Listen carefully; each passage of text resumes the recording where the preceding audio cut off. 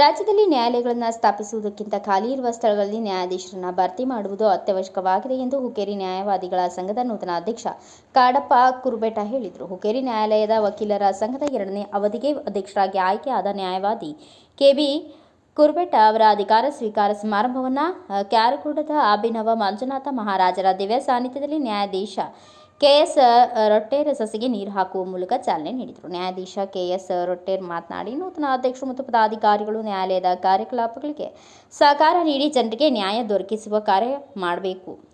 March 8ರಂದು ಜರುಗಲಿರುವ ಲೋಕ ಅದಾಲತ್ನಲ್ಲಿ ಹೆಚ್ಚು ಪ್ರಕರಣಗಳು ಇತ್ಯರ್ಥವಾಗಲಿ ಎಂದು ಹೇಳಿದರು. ನಂತರ ನ್ಯಾಯಾಧೀಶರು ನೂತನ ಅಧ್ಯಕ್ಷರಿಗೆ ಸತ್ಕರಿಸಿ ಅಭಿನಂದನೆ ಸಲ್ಲಿಸಿದರು. ವೇದಿಕೆ ಮೇಲೆ ರಾಜ್ಯ ವಕೀಲ ಪರಿಷತ್ ಉಪಾಧ್ಯಕ್ಷ ವಿನಯ್ ಮಂಗಳೇಕರ್, ಸದಸ್ಯ ಕೆಬಿ ನಾಯ್ಕ್, ನ್ಯಾಯವಾದಿಗಳಾದ ರಾಮಚಂದ್ರ ಜೋಶಿ, ಬಸು ಜಿನ್ನರಾಳೆ, ಎಸ್ಜೆ ನದಾಫ್, ವಿಠಲ್ ಗಸ್ತೆ, ಅಂಬರೀಶ್ ಬಾಗೇವಾಡಿ, ಅನಿತಾ ಕುಲಕರ್ಣಿ, ಪ್ರಕಾಶ್ ಪಾಟೀಲ್, ಎಎಸ್ ಹುಲ್ಲೊಳ್ಳಿ ಉಪಸ್ಥಿತರಿದ್ದರು. ಸತ್ಕಾರ ಸ್ವೀಕರಿಸಿ ಮಾತನಾಡಿದ ಕೆಬಿ ಕುರುಬೆಟ, ನಮ್ಮ ಕಕ್ಷಿದಾರರಿಗೆ ತ್ವರಿತವಾಗಿ ನ್ಯಾಯ ನೀಡಬೇಕಾದರೆ ನಮ್ಮ ರಾಜ್ಯದಲ್ಲಿ ನ್ಯಾಯಾಧೀಶ ಕೊರತೆ ಇದೆ. ಕಾರಣ ರಾಜ್ಯ ಸರ್ಕಾರ ಕೂಡಲೇ ನೂತನ ನ್ಯಾಯಾಧೀಶರನ್ನು ನೇಮಕ ಮಾಡಬೇಕು ಹಾಗೂ ಕಿರಿಯ ವಕೀಲರಿಗೆ ಹೊಸ ಕಾನೂನುಗಳ ಬಗ್ಗೆ ಕಾರ್ಯಾಗಾರ ಹಮ್ಮಿಕೊಳ್ಳಬೇಕು ಮತ್ತು ನ್ಯಾಯಾಲಯಗಳಿಗೆ ಮೂಲಭೂತ ಸೌಲಭ್ಯಗಳನ್ನು ನೀಡಿ ಎಲ್ಲ ಕಾರ್ಯಗಳು ಜರುಗಿದರೆ ಮಾತ್ರ ನಮ್ಮ ಕಕ್ಷಿದಾರರಿಗೆ ತ್ವರಿತವಾಗಿ ನ್ಯಾಯ ದೊರಕಿಸಿ ಕೊಡಬಹುದು. ಮುಂಬರುವ ಮಾರ್ಚ್ 8ರಂದು ಜರುಗಲಿರುವ ಲೋಕ ಅದಾಲತ್ನಲ್ಲಿ ಮೊದಲನೆಯದಾಗಿ ಒಂದು ಅಪಘಾತ ಪ್ರಕರಣವನ್ನು ಸಂಧಾನ ಮೂಲಕ ಇತ್ಯರ್ಥ ಮಾಡಲು ನ್ಯಾಯಪೀಠಕ್ಕೆ ನೀಡಲಾಗುವುದು ಎಂದರು. ನಮ್ಮ ಈಗಿನ ಅಧ್ಯಕ್ಷರು ಮತ್ತು ಅವರ ಬೆನ್ನೆಲುಬು ಸಹ ಸಹಕಾರ ನೀಡಬೇಕು ಅಂತ ನಾನು ಅವರಲ್ಲಿ ಕೇಳ್ತಿರ್ತೇನೆ. ಅದೇ ರೀತಿ ಇಲ್ಲಿ ಸೇರಿರತಕ್ಕಂಥ ಎಲ್ಲ ವಕೀಲರಲ್ಲಿ ಮನವಿ ಏನಂದ್ರೆ, ಈ ಬರುವ ಲೋಕ ಅದಾಲತ್ 8ನೇ ತಾರೀಕಿಗೆ ಲೋಕ ಅದಾಲತ್ ಇದೆ.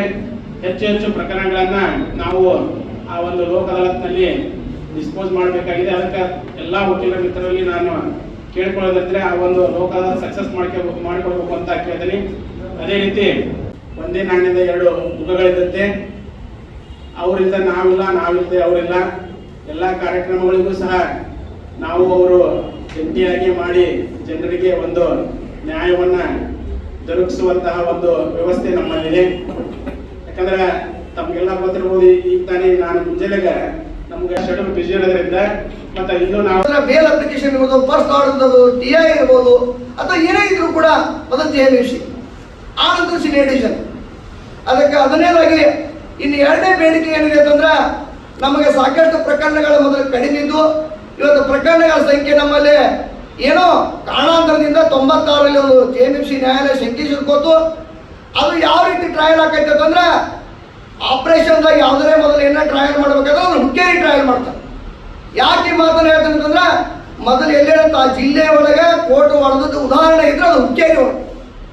ಯಾಕೆ ಈ ಮಾತನ್ನು ಹೇಳ್ತಾರೆ ಅಂತಂದ್ರೆ, ಇಲ್ಲೇ 12 ಕಿಲೋಮೀಟರ್ ಅಂತರದಲ್ಲಿ ಇರ್ತಕ್ಕಂಥ ಹುಬ್ಬಳ್ಳಿ ಮಠದಲ್ಲಿ ಇರ್ತಕ್ಕಂಥ ಶಂಕೇಶ್ವರದಲ್ಲಿ ಇವತ್ತು ದೊಡ್ಡ ಪ್ರಮಾಣದ ಕಟ್ಟಡವನ್ನು ಕಟ್ಟಿ ಅದನ್ನು ಕೂಡ ಪ್ರಾರಂಭ ಮಾಡಿ ಸಂತೋಷ ಪಡ್ತೇವೆ. ಏನಿಲ್ಲ ಅಂತಲ್ಲ, ಮನೆ ಬಾಗಿಲಿಗೆ ನ್ಯಾಯ ಅಂತಕ್ಕಂಥ ಏನು ಇವತ್ತು ಕರ್ನಾಟಕದಲ್ಲಿ ಲೋಕ ಅದಾಲತ್ ನಡೀತಾ ಇದೆ. ಅದರ ಜೊತೆಗೆ ಇವತ್ತು ಮೂಲಭೂತ ಸೌಕರ್ಯಗಳನ್ನು ಕರ್ನಾಟಕ ಸರ್ಕಾರ ಕೊಡಬೇಕಂತಕ್ಕಂಥ ಮಾತನ್ನು ಈ ಸಂದರ್ಭದಲ್ಲಿ ಹೇಳ್ತೀವಿ. ಬರೀ ಕಟ್ಟಡ ಕಟ್ಟಿದ್ರಾಗಲಿಲ್ಲ, ನ್ಯಾಯಾಧೀಶರು ಕೊಟ್ಟರಾಗಲಿಲ್ಲ, ಸಿಬ್ಬಂದಿ ಬೇಕು, ಅದಕ್ಕೆ ಬೇಕಾದಂಥ ವ್ಯವಸ್ಥೆ ಬೇಕು. ಅಂಥವೆಲ್ಲ ಇದ್ರೆ ಮಾತ್ರ ಆ ಕಾನೂನಿನ ಒಬ್ಬ ಸಾಮಾನ್ಯ ಪಕ್ಷಗಾರನಿಗೆ ನ್ಯಾಯವನ್ನು ಕೊಡಲಿಕ್ಕೆ ಸಾಧ್ಯ ಇದೆ ಅಂತಕ್ಕಂಥ ಮಾತನ್ನು ಈ ಸಂದರ್ಭದಲ್ಲಿ ಹೇಳಿಕ್ಕೆ ಇಷ್ಟಪಡ್ತಾರೆ.